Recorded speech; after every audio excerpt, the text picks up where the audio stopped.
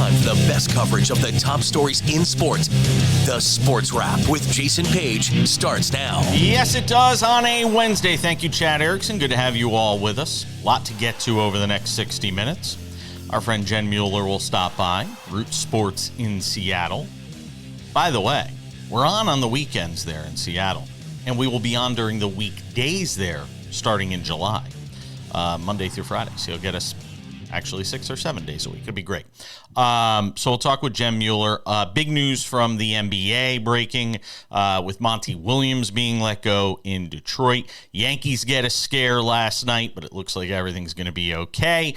Oilers have forced the Panthers over to Edmonton for a Game 6 for the Stanley Cup Final. But we start things out with heartbreaking news, really something that kind of tore all of our hearts out on Tuesday night, and that was the news that the great Willie Mays has passed away at the age of 93. And remembrances coming in from all over the sports landscape. You name it. You couldn't escape it on X or wherever you get your social media on Tuesday night. And I thought it was a great idea and a time to bring in this guy, Damon Bruce, longtime San Francisco sports talk host in the Bay Area there. I worked with him at 95.7 The Game, host of Damon Bruce Plus.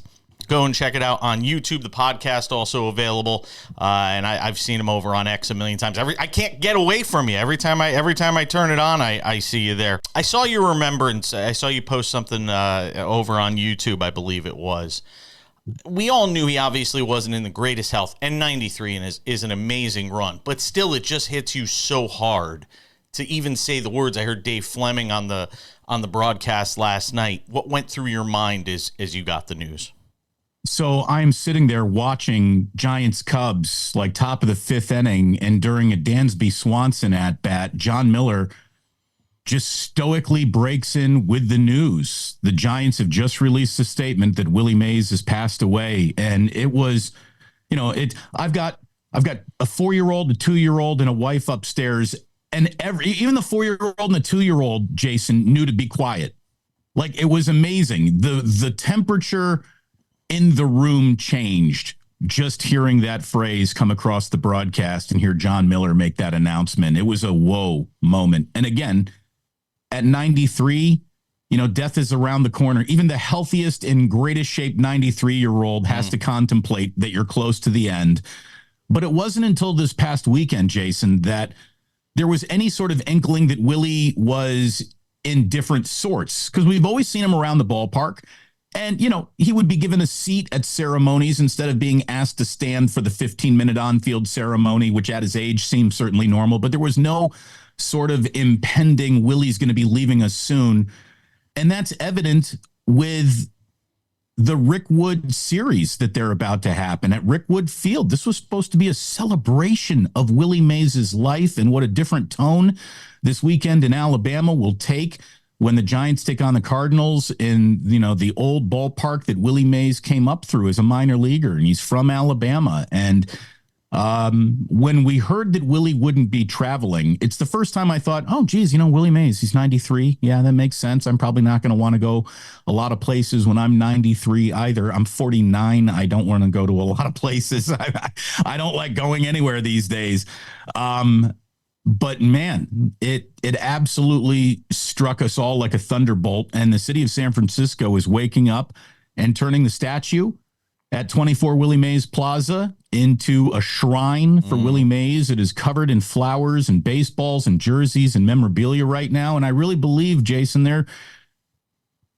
it's tough that the Giants are out of town when this happens. When is this funeral going to be? How do the Giants participate in the man's funeral? Because they're in Alabama playing this Willie Mays Rick Wood Field series. Do you think you do a viewing at the Giants ballpark? Do you think yes, you do something? I do. One of the very first thoughts I had was like when a president dies. Yeah, I agree. It's like he should be laid in state at home plate and let the entire city of San Francisco enter the ballpark through the left field gate and leave through the right field gate and have all of San Francisco come through. This will take days. The line will stretch from the ballpark to Pier 39. It will go across the entire Embarcadero, and it should happen. I think it's important. And, look, Jason, I think you and I are from the exact same generation. We're from generation a tad skeptic as well. And I'm not going to take and have anyone submit nostalgia as the argument that this player is the greatest of all time. Like, I don't believe in nostalgia. And I've sat out here looking to poke holes in the theory that Willie Mays is the best ever. And not until Shohei Ohtani, who showed up with an ERA and all these home runs, did I even have an argument to really make, because he's so in a class photo of one. But at the same time, as I reject your nostalgia, a million grandfathers can't be wrong, right? From the least complimentary, most stubborn generation of men that America has ever produced, they get misty-eyed when they talk of Willie Mays.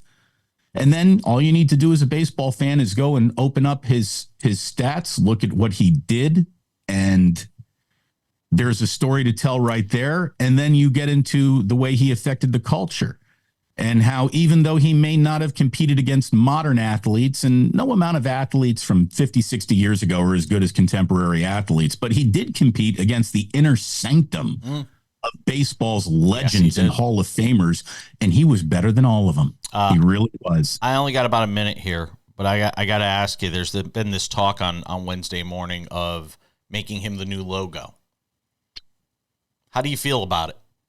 Well, it's amazing that we've lost Bill Walton, Jerry West, and Willie Mays just within a handful of weeks of each other. These are true titans of their game, and one was a logo, and if Major League Baseball was looking for a new logo, installing Willie Mays as that logo wouldn't be a bad idea. I'll tell you what, in a world of complainers and everyone not liking everything, no one's going to come to the plate saying that's a bad idea. That's for sure.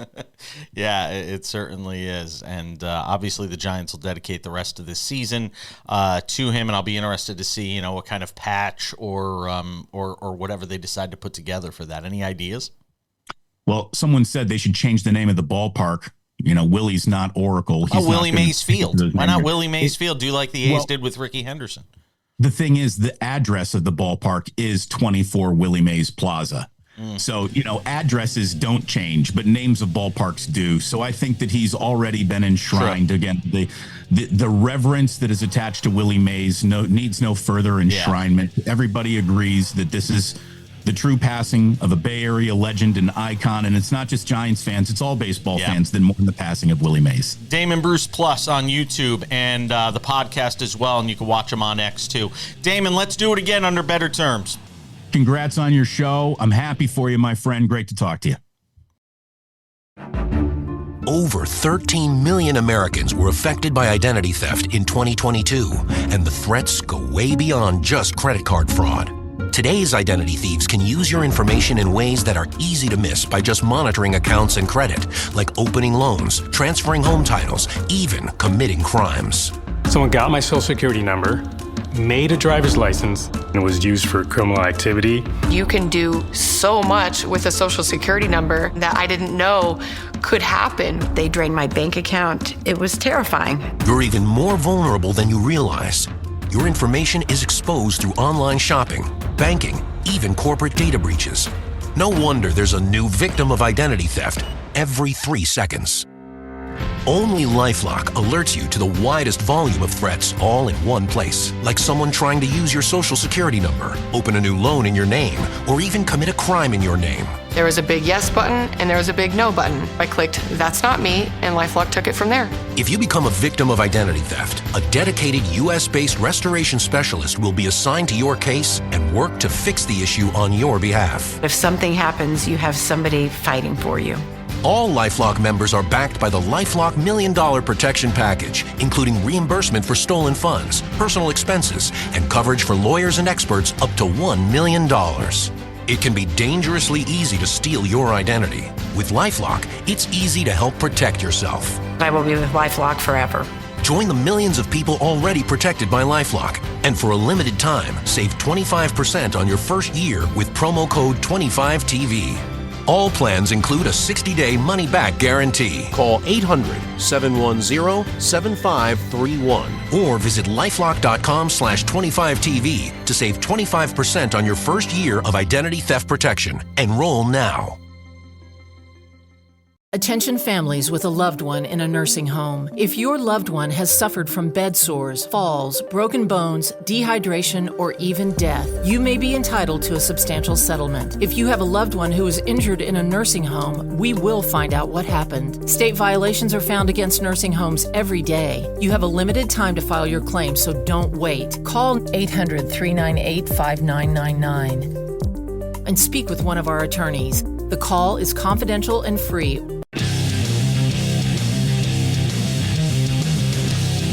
All right, we continue with this Wednesday edition of Sports Wrap. Jen Mueller does a great job with Root Sports, on-field reporter for the Mariner broadcasts. Proud to say my colleague, too, because we're on Root Sports as well.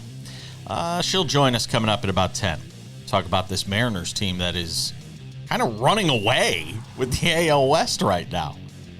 Well, let's talk about some hockey. First, my man Sam Yarnell drops by for the first time today on the program. And before we get to Edmonton forcing a Game 6 with the 5-3 win in Florida, I wanted to give you a moment. I know you're a bit younger, and I always reference this, which maybe there's some age bias on my part the other way. But as somebody a little younger, obviously your remembrances of Willie Mays are obviously of his post-playing career. But I wanted to give you a moment just in case you had any thoughts on Mays passing away and obviously what he meant to the sports world. A lot of people do. You're right, Jason. I don't have unfortunately, any memories of watching Willie Mays play baseball, but I will say this. I think the viewers of the show know by now I'm a very big baseball fan. I've played baseball since I was 5 years old, and baseball is in my bloodline, right? My grandfather was signed to play in Major League Baseball, and so whenever I would have questions about baseball, I would always kind of go to him and get his opinion. And my specific memory in my Willie Mays story is this: when Shohei Ohtani came up, and I'm a huge Shohei Ohtani guy, as the listeners know. I think we're never going to see another baseball player like him. And I started to have this discussion of, is he automatically the greatest baseball player of all time? So one day I was sitting down with my grandfather at dinner, and I said, Grandpa, who do you think is the greatest baseball player of all time? And he didn't have to think about it. He didn't miss a beat. He automatically said Willie Mays. At this point, I was 17 years old. I didn't really know all of the history behind Willie Mays, but you look really quickly and you realize that the guy made the All-Star game 24 times.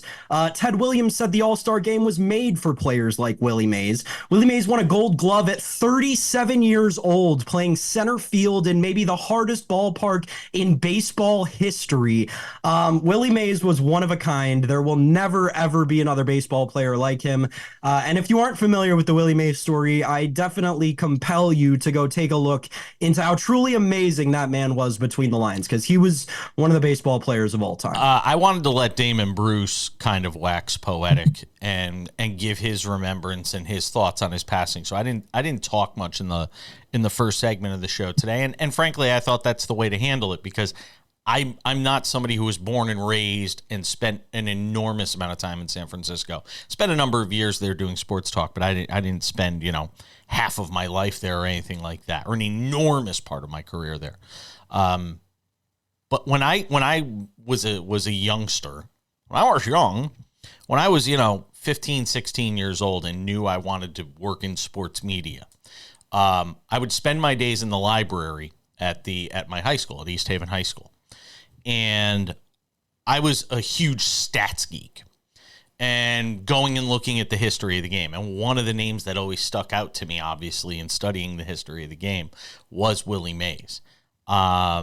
So obviously his passing kind of struck me because it's a piece of my youth, and it kind of took me back to a time where you really loved baseball before you become jaded and cynical and know too much about the game to actually enjoy it.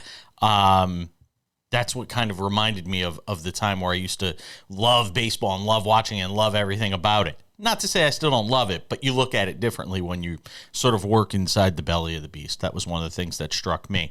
I want to get your thoughts on Edmonton forcing this Game 6. And look, if you weren't nervous after game 4, you're certainly nervous after game 5 right now if you're Florida. No kidding, Jason. I mean, I think Dennis and I kind of had the same. Yeah, Dennis Bernstein, yes. The same thought going into this Tuesday night game after the game over the weekend, the 8-1 game where Edmonton converted the 2-point conversion after scoring the touchdown on Florida. Listen, we said it on this show, when you give up that many goals, more than you have all season long, regular or post, it does something to the mentality of a team, and we saw that last night in Florida.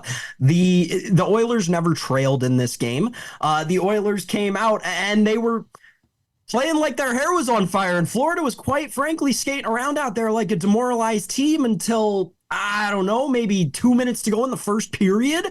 Obviously, there are a lot of great moments from this game for Florida, the least of which, but maybe the most amazing of which, is the Tkachuk empty net save. Yes. I mean, that's going to go down in history, especially if they lose this series. That'll be an all-time moment.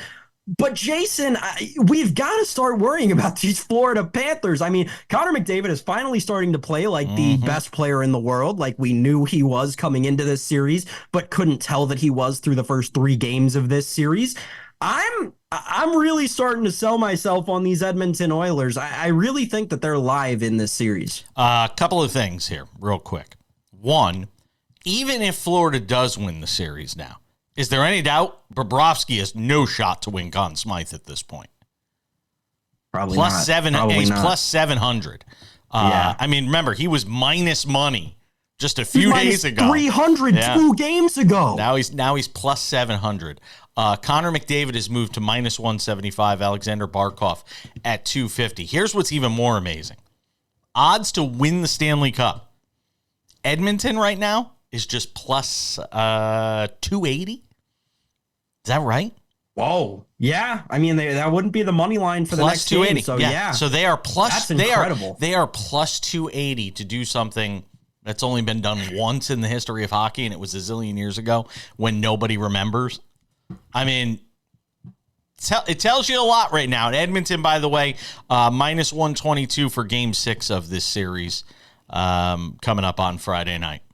Yeah, and I mean, that's where you get the correlation between those numbers, right? Because the 280 price is really just a parlay of the minus 122 with whatever the book is expecting them to be in, Game 7, considering the book is favoring them in Game 6. Yeah. I put the air quotes there because obviously Game 7 still, as we're recording this, and until the next game starts, if necessary, obviously. But really, Jason, I think the biggest thing for me is now Florida's got to either go on the road and win the Stanley Cup on the road, or Edmonton has to win back-to-back games, one of which is the clinching game on the road in Florida. This is turning into cinematic hockey. This is the stuff we dreamed of after thinking the series was over 2.5 games in. I'll tell you this right now. If they win Game 6, they're winning Game 7. If this thing gets back to Florida for Game 7, it's a wrap. It's a wrap. We're gonna have history on our hands. And by the way, NHL, cash in on this. You're the only game in town for the next 5-6 days. You're all anybody's gonna be talking about. Please don't screw this up. We're coming back with Jen Mueller next.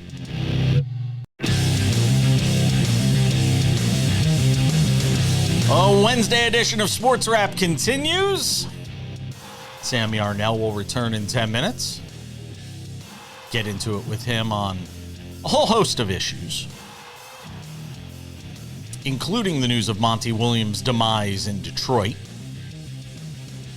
On a busy Wednesday, bring in Jen Mueller, our good friend, Root Sports. She hosts a fantastic show. And I always get the name wrong. I Cook, You Measure. I Cook, You Measure. You got it. I got yes. it.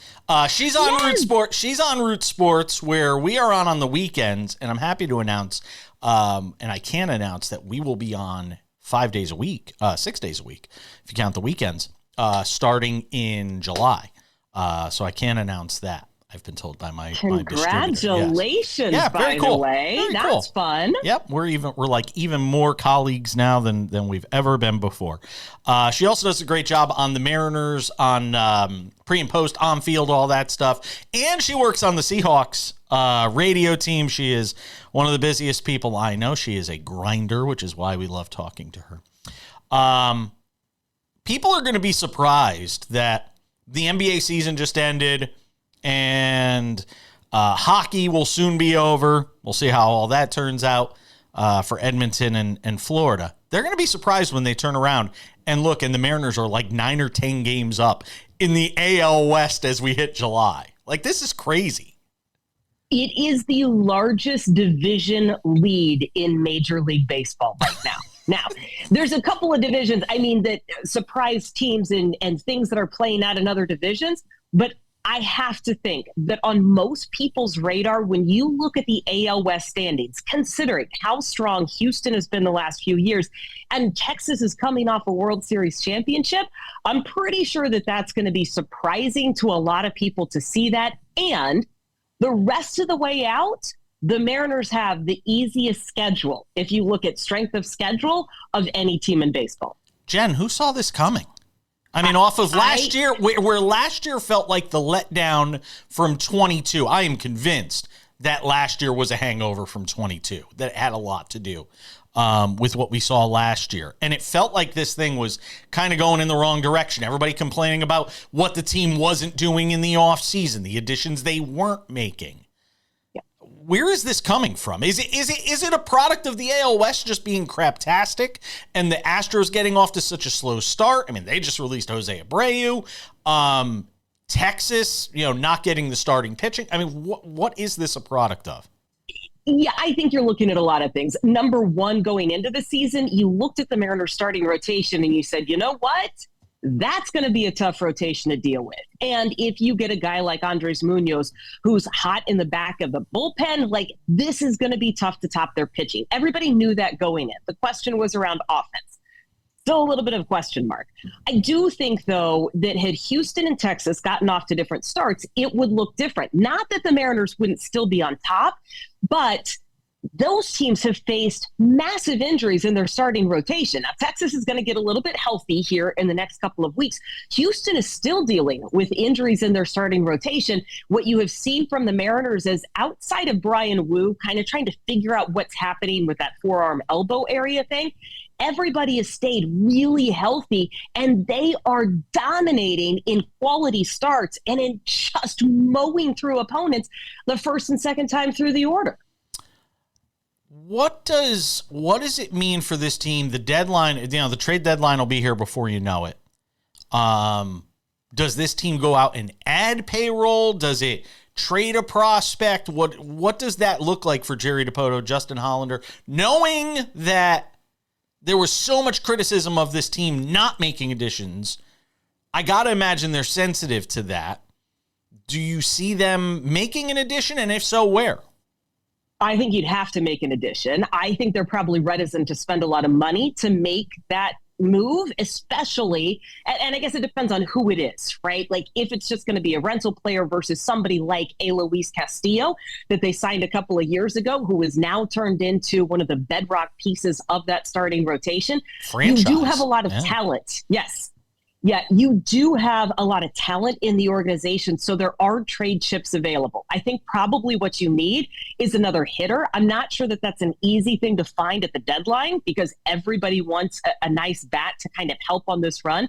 But as weird as this is going to say, you actually need a little pitching help. That bullpen has been up and down. Andres Munoz has been dealing with a back thing. Your starting rotation has been super healthy, but once you get one more starter in, you don't have as much depth at that spot. So I would not be surprised if they add kind of both things. And if they end up focusing on pitching and understanding that their offense is getting better in the last 4 to 6 weeks, and if that trend continues, I can see them skipping a bat to focus on pitching because pitching has been what's gotten them here to this point. And Jen, we've sat here and this segment's 5 minutes and 45 seconds in. We haven't even talked about the fact Julio Rodriguez is just starting to heat up. Yeah. And he's a second half guy. He is a second half guy. And I think more importantly for Julio, the guys around him are starting to hit too. I mean, you are seeing a little bit more consistency up and down the lineup, whether that is Mitch Garver in that DH role, who is getting more time behind the plate, which is kind of freeing him up at the plate just a little bit. Ty France comes back from injury. He was hot before he got hurt and had to miss a couple of weeks there. You're just starting to see some better at-bats. Dylan Moore has been a huge contributor. And so, yes, Julio heating up is going to be a big thing, but having the guys around him is just as important to his success, so that you are forced to pitch to him and he's got just a little bit of protection there. Who do you think, if there is a team in the West, and this might be asking you to go a little deeper into your bag of tricks than you may want to, if there's a team they are worried about in the West, who is it? Is it Houston? Just because they've been there so long? That is a little bit tricky. I actually think because of the injury status of both Texas and Houston, I think Texas would be more poised to make a run because I think they are going to get healthier faster. They also have guys on that team that know what it's like to put their foot on the gas at the end of a season and just go for it. And Texas will make moves too. And Texas has shown they're not afraid to make moves too. Texas is going to make moves. I will say, if the Astros, again, starting pitching, I think the Astros are probably going to make moves too. Yeah. The Astros, I believe, have the second easiest schedule for the rest of the season, right behind the Mariners. So there's some room there. But I think, honestly, even though the Mariners are coming off a 3-game sweep of the Rangers, honestly, I think that's the team that you got to be worried about. Jen Mueller, host of I Cook You Measure on Root Sports. Catch her on the field during the games, too. Always appreciate it, my friend. All right. Thank you.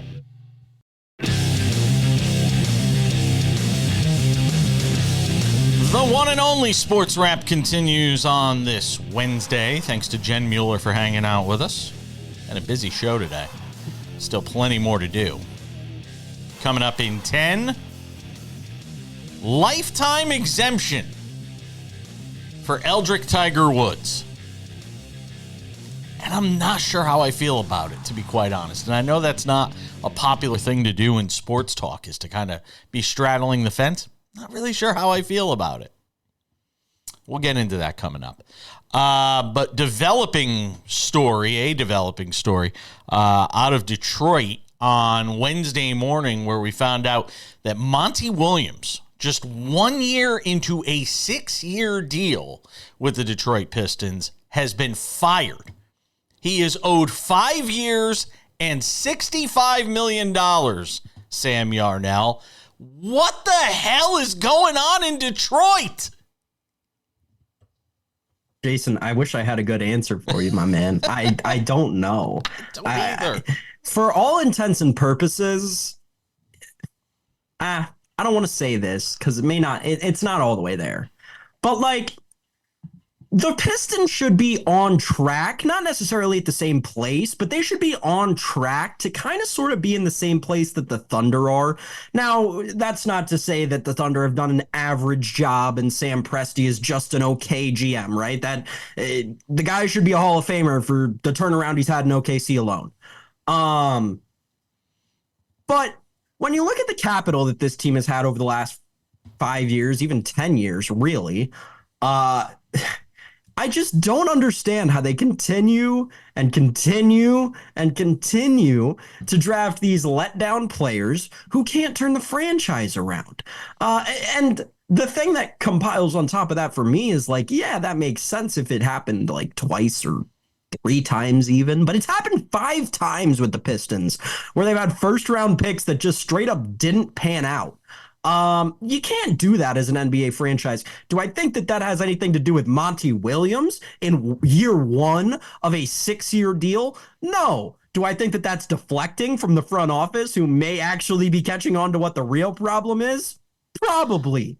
But we'll continue this crazy cycle that is the NBA. Yeah, and we've had changes in the front office there, and that obviously had a lot to do with how all of this played out. Look, I know Monty Williams is a religious man. He's a very faith-based kind of guy.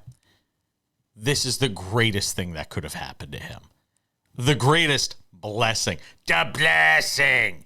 It is the greatest blessing that could have happened to him to get out of that dumpster fire alive and still be young and vibrant. And there's still, and for as late as he got fired in the process, there's still 2 head coaching jobs that are sitting out there right now that he's going to be a candidate for. There is no doubt in my mind, given how, strangely the Lakers have handled this this vacancy they have. By the way, if JJ Redick wasn't hired yesterday, the day after the NBA Finals, after Dan Hurley's already turned you down, it tells me that job is still open. Because if Redick was going to be the guy, that would have been done already. That would have been a wrap. Now it makes you wonder, does Monty Williams become a candidate for that opening? The Cavaliers still have an opening. Here's a team that is if you assume they keep Donovan Mitchell, which had to be part of the process in JB Bickerstaff being fired. If you assume they're keeping Donovan Mitchell, that might be a better gig right now than what the Lakers have, because the East is more viable than the West. So if you're Monty Williams and the Cavaliers come calling, even if the Lakers do come calling, the Lakers might get rejected again. Because if I'm Monty Williams and your choice is the Lakers, with LeBron in the final year or two, assuming he doesn't go to Philadelphia, just saying, the idea of the Laker job versus the Cavalier job, to me, it's a no-brainer. I'd take the Cavaliers job. Yeah, I'm with you 100%. I mean, you kind of just laid it all out. But on top of all of that, you don't have to worry about Le GM, which is great. And I think that's a whole thing that we're not recognizing here, Jason, is that, like, as much as LeBron has said that he's not involved in the Lakers coaching search, do any of us really believe that when the Lakers are still the heavy odds-on favorite to draft Bronny James? I'll tell you right now, I don't. I don't buy one of those two things. I think either LeBron's not at all involved with the coaching search, or the Lakers are going to draft Bronny. Those two things cannot both happen, because there's no way LeBron is not hands-on involved in the next coach for his son if he has any power to be. We know Le GM. We know the greatest player in basketball history, and he has every right to do that. I personally, right, at the end of the day, this is just how I feel in my Prince of Picks mind. I think there may have been a little bit of a falling out between JJ and Le GM after the whole Dan Hurley thing happened. And yeah, I think during a taping of their podcast, between scenes, JJ was just like, hey, Le GM, what the heck happened with that whole Hurley thing? And I think Le GM looked back at him and said, you know, I got no idea. The problem is Pelinka's got a great relationship with Woj. Hurley's got a great relationship with Woj. And they just used each other against each other. Or they just used Woj against each other in UConn and the Lakers, which is fine. But that very easily could have driven JJ Redick away from this job. It would drive any competent basketball mind away from this job who doesn't have prior coaching experience. Monty Williams? You might get sucked in. You've got one shot to break the seal, sort of, for your first NBA head coaching job for JJ Redick. I still don't know if that job is the Lakers, given the instability around that organization and the instability around head coaches there. We're coming back with something to consider in Tiger Woods next.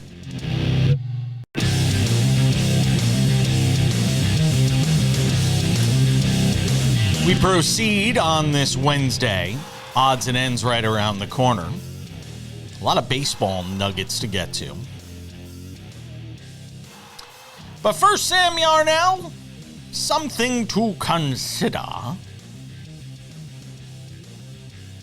I saw the news on Tuesday night, and anybody who watches this show by now, or has listened to me over the years, or watched me over the years, knows I am as big a Tiger Woods fan as you will find.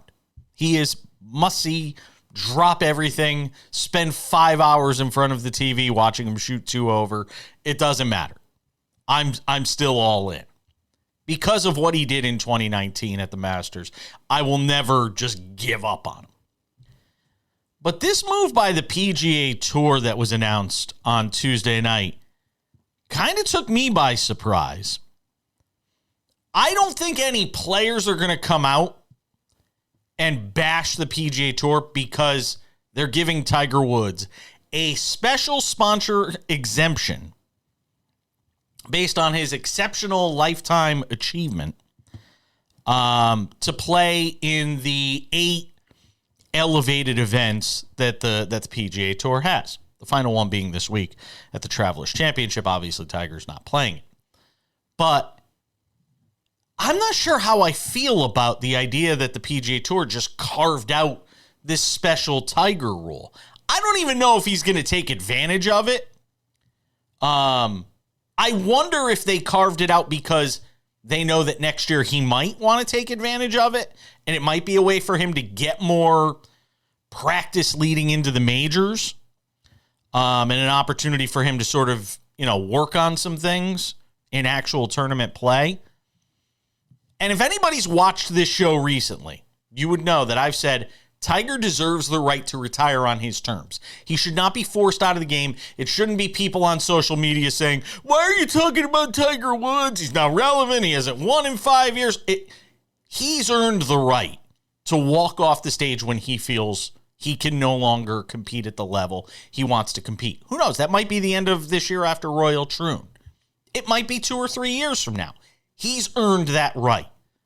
But it feels to me like the PGA Tour is almost trying to keep him on the tour because of the relevancy he still brings when he comes to an event. People are going to come, they're going to buy tickets, they're going to watch on TV. It almost feels like they're trying to force the issue by creating this carve-out. What did you think when you saw it? Yeah, I agree completely with you, Jason. It's they want to sell tickets. It's fine. You don't have John Rahm, you don't have Bryson DeChambeau, you want to sell tickets? Yeah, bring me Tiger Woods. It makes a lot of sense. The reality of the situation is this, Jason. Tiger Woods has won 1 major in the last 16 years.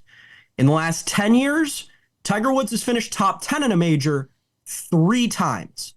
10 years. The last 40 majors, 39. We haven't gone through all 4 this year. The last 39 majors, Jason, Tiger Woods has 3 top 10 finishes.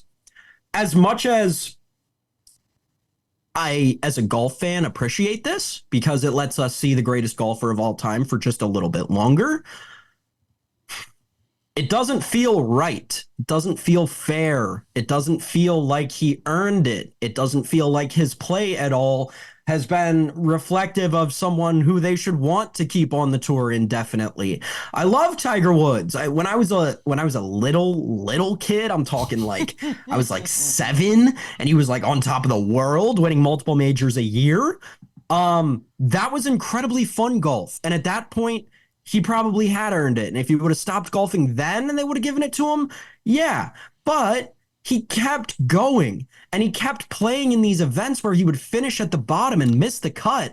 And when you do that, it just takes away the credibility in my mind to earn something like this. So I'm with you. It feels like a purely capitalism driven move. It feels antithetical to the argument that the PGA Tour has about some of the things Live Golf is doing, where it's about earning it. It's about eating what you kill. Well, Tiger Woods is basically getting 8 freebies in the largest event. And again, I hate being the guy that has to point this out as a Tiger Woods fan. But you're giving Tiger 8 freebies at this stage of his career. You're taking an opportunity away from somebody that could potentially get that exemption. And look, I don't even know if Tiger's going to take advantage of it. Like I said, I think there are so many question marks surrounding him going into Royal Troon, whatever, a month from now, that we don't even know if this is gonna matter, if it's gonna play out. I just wasn't a fan of them creating basically the Tiger rule, in acknowledging and look, put a statue out in front of him, in front of every golf course that you play an event on if you want. I don't care. Name a tournament after him. But I don't need him getting 8 special invites into these events? It feels, just really quickly, it feels to me a little bit like the PGA Tour is compensating. And for as long as you and I sat here on this show and discussed, hey, how close is this deal? How close are Liv and the PGA to getting back together? How close are we to seeing these best golfers in the world actually play on the same tour against one another, week in, week out? Mm-hmm. That discussion has only gone further and further by the wayside, and it's only drifted further and further back into the shadows. This is how they bring in those fans, like you said, Jason, while knowing they're not bringing back Jon Rahm, Bryson DeChambeau, Justin Thomas anytime soon. I'm sorry, Dustin Johnson, not Justin Thomas. Yeah, I got you. And Jay Monahan, in this same memo and conversation with players, talked about the Live deal. Obviously, it's still not done. We see where that is right now. Everybody keeps saying it's gradually getting closer. That remains to be seen. This thing was supposed to be done a long time ago. All right, odds and ends. Wrap up the show next. We'll get to some baseball.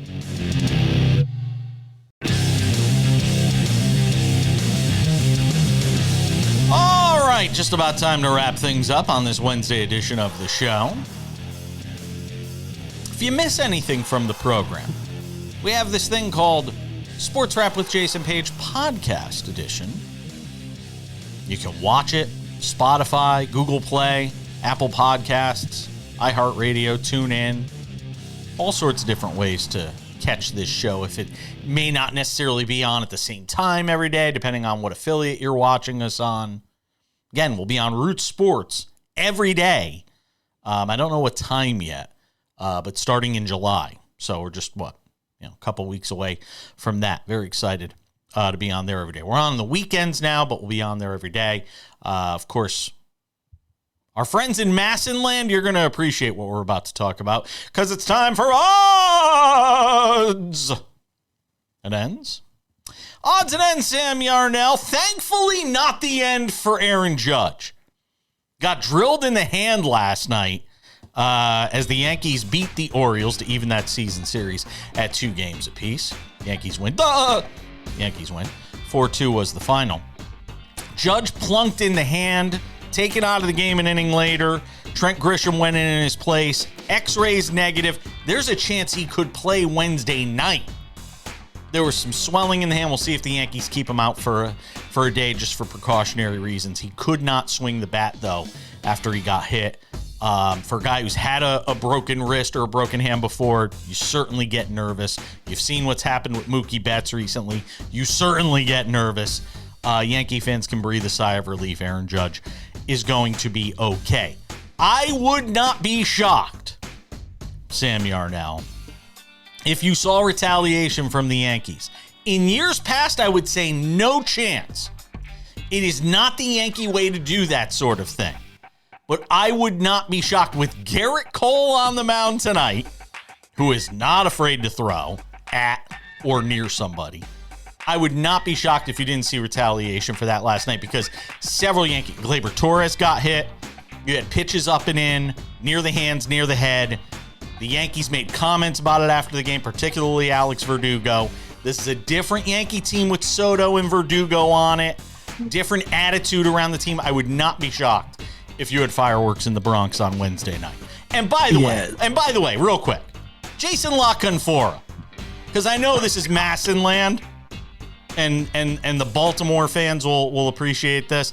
Jason La Canfora, pipe down, okay? The rhetoric from this dude, and I like Jason La Canfora in general, but the rhetoric coming from this guy on X, you can go look it up yourself because I'm not going to run through all of them. Calm down, dude. It's baseball. So here's the thing. First of all, Alex Verdugo, I truly and honestly cannot roll my eyes loudly enough at you. Alex Verdugo doing the same thing he's done since he was in Boston. That's beside the point. To the point about them retaliating. In the series between the Yankees and Orioles, April 29th to May 2nd, 4 Orioles were hit, including Gunnar Henderson in the exact same spot as Aaron Judge. if the Yankees do in fact retaliate with their best pitcher on their roster, who is making his season debut after having his entire season put into question because of injury, if they're actually foolish enough to waste one of his pitches or one of the batters he faces with a fastball to the ribs after your best player didn't even get hurt, and if he did get hurt, it's something being bothered in a prior injury, but no one's ready to have that conversation because Aaron Judge never gets hurt, never misses time, and never has injuries that linger.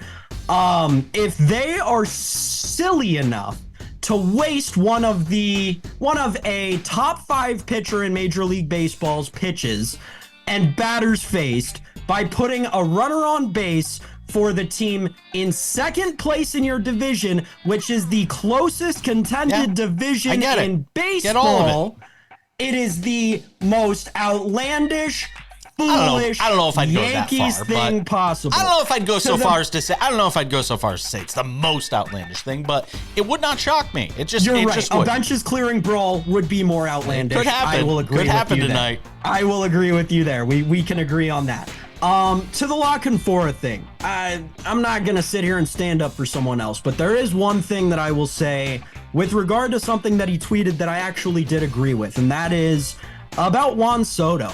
Quite frankly, Juan Soto injures Jordan Westburg last night in a play that Juan Soto has made countless times in his career. This is a kid who, if you go back to his rookie season, has had a horrible time running the bases. And the fact that he hits so well and plays such good defense really completely makes up for the fact that he is a bottom tier base runner in the league. So he makes another blunder running the bases last night. Do you think it was intentional, though? Do you think it was intentional? I don't think so. No, I don't think it was. I just think it was bad base running. I just think it's bad base running. It's bad base running. Yeah. It is bad base running. It's not intentional. It's unacceptable at the major league level to not know how to run the bases to that degree. I will say that. And I'll also say the lack of comment towards it after the game and lack of sympathy or apology for injuring the 7th best prospect the Orioles have and an everyday player for them. It just didn't come off quite right to me. So as much as this could continue to boil over into Wednesday night, Jason, I would be really shocked if it does. These teams got to let this stuff go and play baseball, man. Yeah, I tell you. Yankees got their butts whooped by Baltimore a lot last year. They're not going to take it lying down. We'll see how it all plays out on Wednesday. We'll have a total coverage for you on Thursday. Brian Kenny on the show tomorrow as well. Thank you to Jen Mueller. Thank you, Damon Bruce. Thank you to you, Sam Yarnell. I am Jason Page. We'll see you back here on Thursday for more Sports Wrap.